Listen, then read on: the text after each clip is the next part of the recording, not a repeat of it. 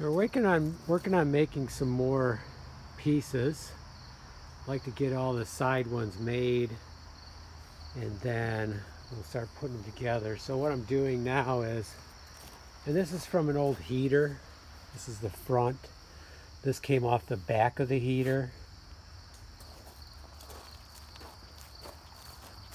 And here's another back. Fortunately, I had not gotten rid of all of them.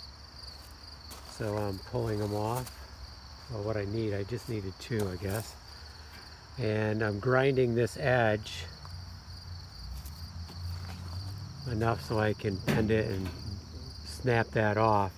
Then I need to take some measurements and figure out where to cut it with the grinder here. It takes some time. I don't think I have the best wheel for this job. I need to do some research and see if there's a better wheel for cutting. I think the first one I used was better, but I don't have any more of those.